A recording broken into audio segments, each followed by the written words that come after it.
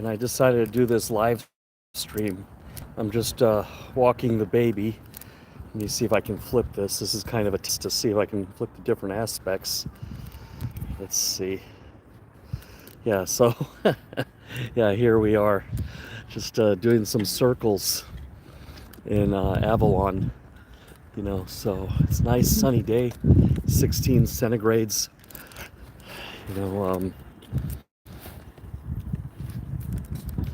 Yeah, I'm just still having these dilemma.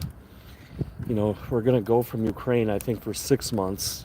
Just to see how the election plays out and the aftermath.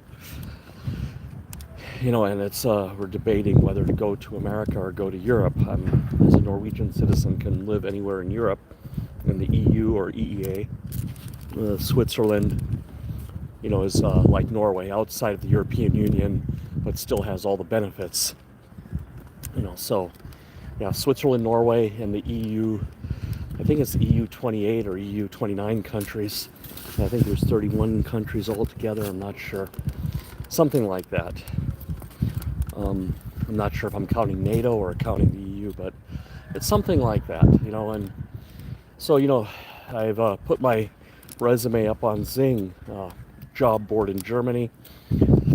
I noticed Netherlands has a lot of openings for project managers, PMPs. This is the real dilemma. Like, okay, in America, you have actually, the schools are actually pretty good. If you get into a good school district, they have the sports, the activities, they get you ready for the university. They have these, calculus classes and AP classes, and they really push the kids. And, you have like a lot of diversity in America, so it really represents the real world. You have like, people from Asian families that generally like to take school seriously, and they study and they push hard. And you have people from all over the world good in sports, or this is what I want my daughter to see. What worries me though in America though is everywhere you go, you got to deal with like crazy people, or it's meth. We go to a small town in Iowa, it's like if you're not farming, you're cooking meth. I was doing a lot of research on Iowa, Kentucky, and these places where it's a little bit cheaper, because I could get remote work in America pretty easily. And we could relocate, somewhere where there's low cost, fresh air, kind of an easier life, less traffic, all this kind of thing. But small towns aren't everything they're cracked up to be in America either. They they have a lot of problems there, a lot of drama. I lived in a few of them. I know. A lot of obesity, a lot of 600, 800 kilo or pound people living in a trailer that the fire department has to get out when they croak. It's just small town America is not like they portrayed on TV. It's more, like I said, cooking meth and KKK rallies in some places, or BLM type things. Just a lot of violence, boredom. You can see these videos on Nick Johnson when he drives through small town America. Walmart sucked the life out of these towns. So there used to be a lot of small businesses and people trading with each other, kind of like what we have here in Ukraine. And so you have a whole plethora of people making like an upper middle class income. And then Walmart comes in, wipes out all those shops, gives all those people minimum wage jobs, and the Walmart store manager is like the king of the town, like an oligarch, type of thing. And everyone is, and so it really sucks the air out of these like little towns. And then people start cooking meth and growing weed, and now weed is like bad business in America because it's all been legalized and corporatized, so there's no money in that.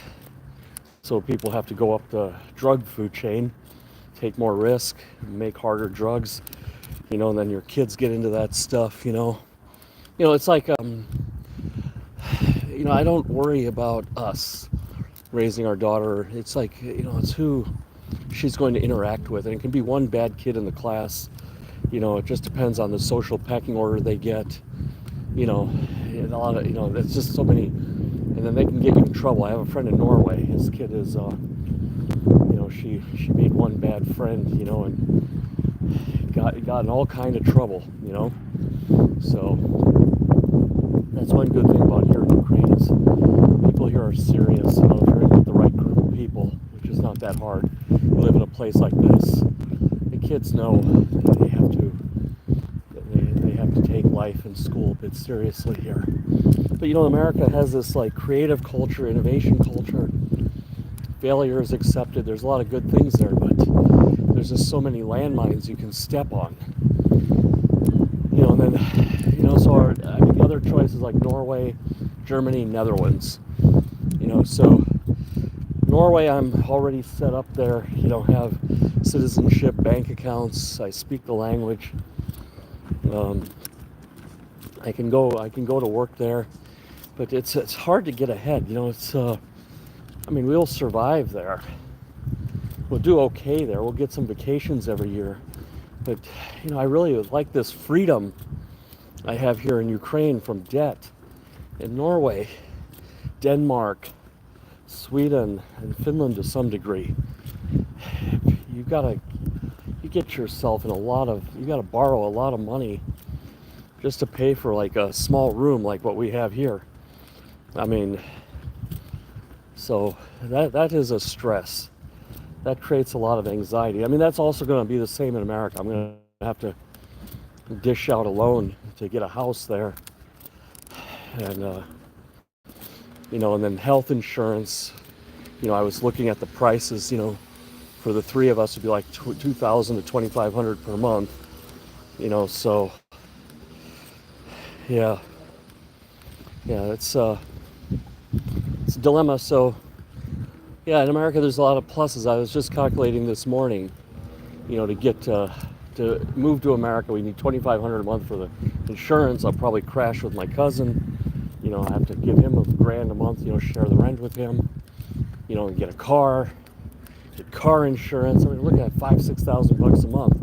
And if I go there without a job, it'll be burning a lot of cash to get up and running. But I guess the jobs come quicker in America than they do in Norway.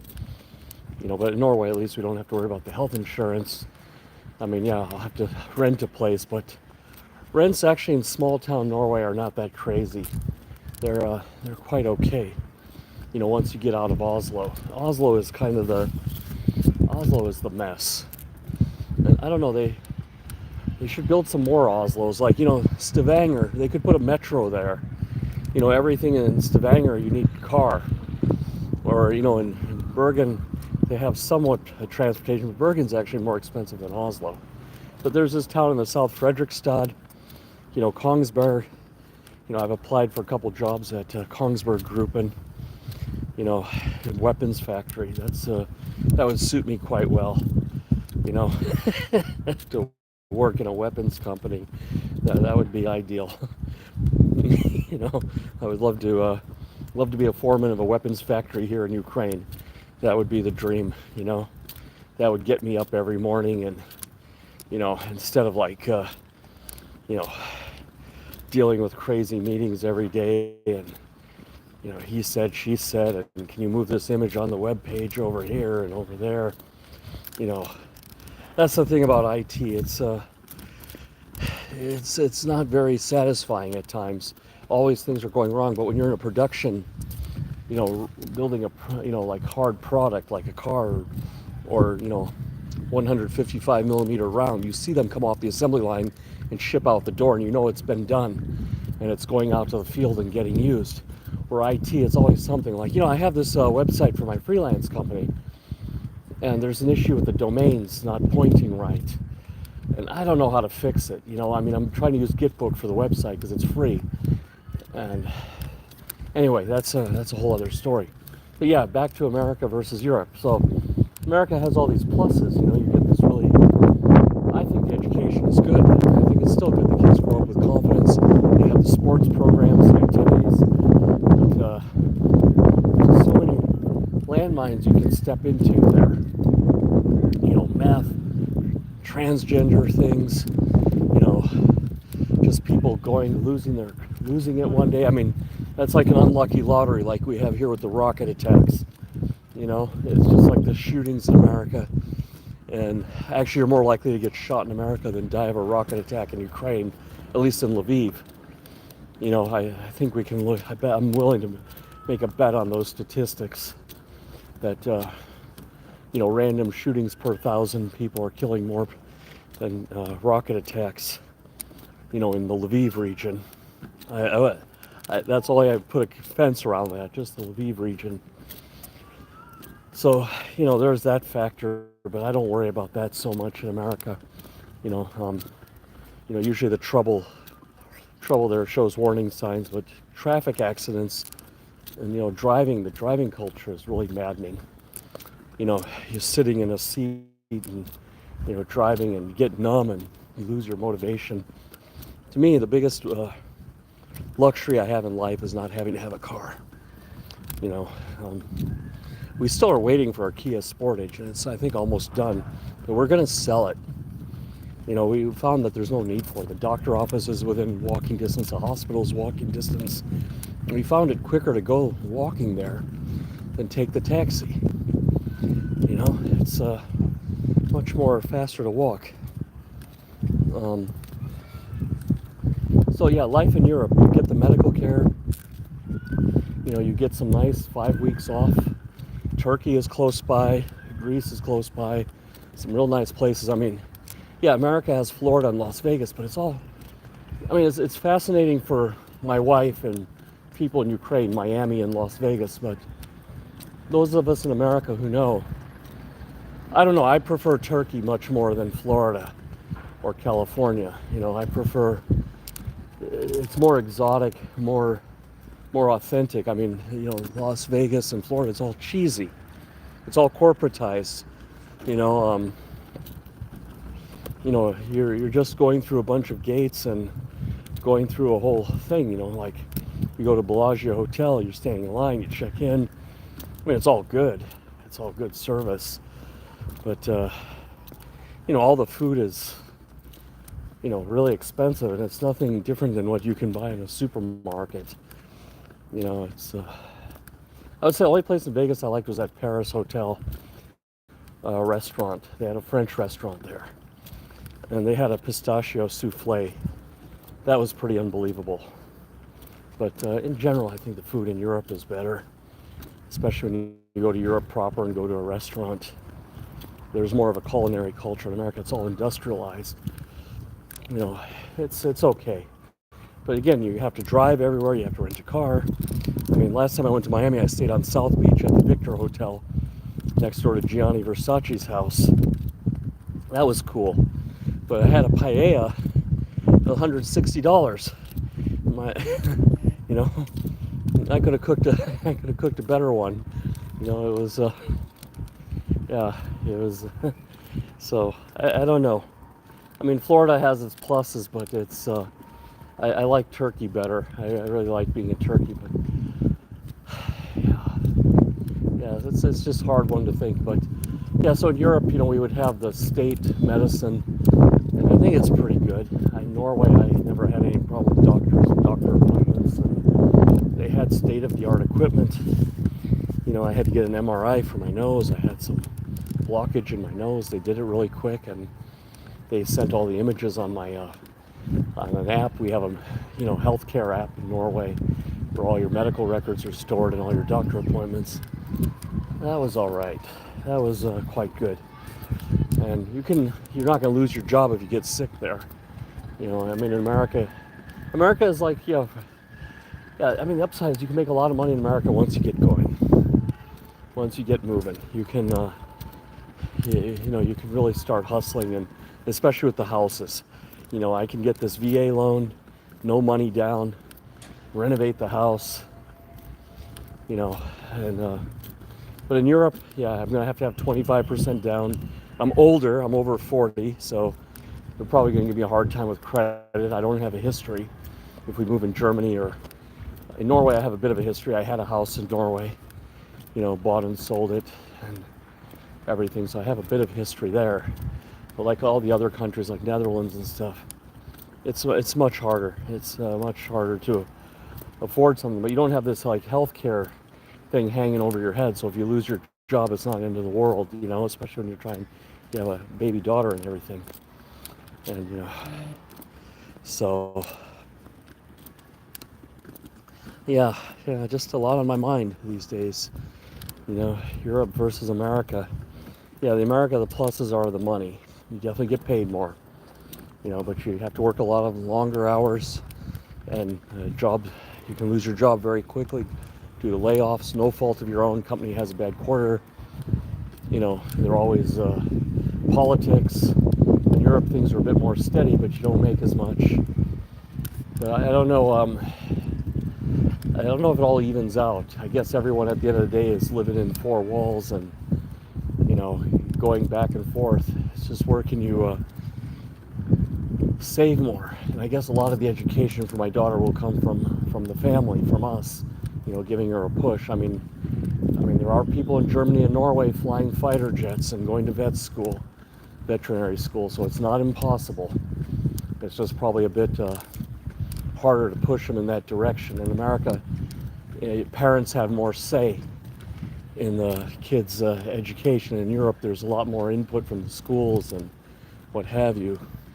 But I would probably, if I lived in Europe, I would move into an immigrant neighborhood. Like if I had moved to Norway one more, do it all over again. Last time I used to live in West Oslo, in Bærum. I used to live in I lived in Bærum, I lived in Skøyen, and I used to live right off of the Vigelands Park. So this is all like, a lot of white people, rich white people, and everything. And I mean, it's okay, but I noticed the kids, the parents have already got a comfortable life, so the kids weren't really interested in engineering. They were more pursuing artistic pursuits.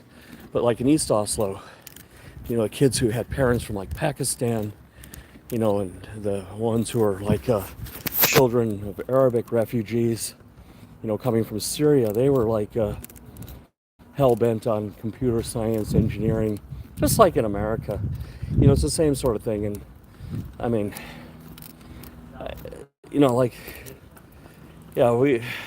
if I had like $10 million, I would support my daughter in like trying to become like Taylor Swift, having a musical career or doing something artistic, but we're not like that. So I want to encourage her to have a career in the U.S. Air Force, and she could still go to the U.S. Air Force growing up in Norway because she's a U.S. citizen. She might have to give up her Norwegian passport, but she can always get it back later, I suppose, because she has a Norwegian father. Or she can go to veterinary school. They have good ones.